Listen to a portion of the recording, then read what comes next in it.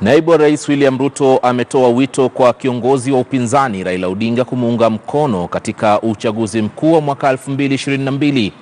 Akizungumza mjini Kakamega, Ruto amemtaka Raila pamoja na kiongozi wa chama cha ANC Musalia Mudavadi kulipa deni la kisiasa wakati alipojitolea kuachia nafasi ya waziri mkuu na naibu waziri mkuu mwaka 2008 kupitia ile serikali ya mseto.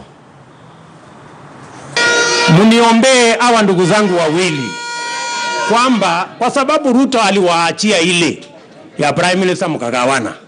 Sasa kwa sababu mimi nimekaribia, si mbali, imebaki tu watu wamoja nifike.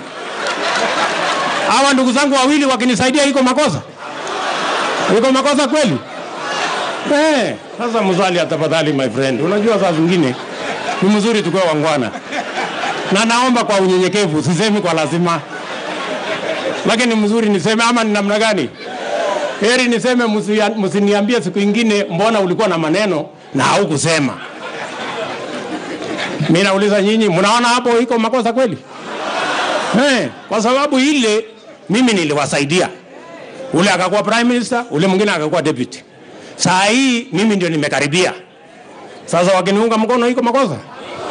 Sasa iko haja gani ya kusungukana tena? Simu nisaidie tu nifike haraka hivi, alafu maneno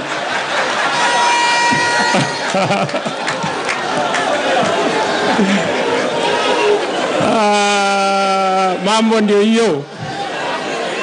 Tunakubaliana jameni? Na waomba jameni kwa unyenyekevu mniombee hawa ndugu zangu. Ni ndugu zangu wakubwa, lakini unajua kwa heshima si ni kuomba. Biblia inasema Mathayo 7 mstari ya 7. Ukiomba unapewa.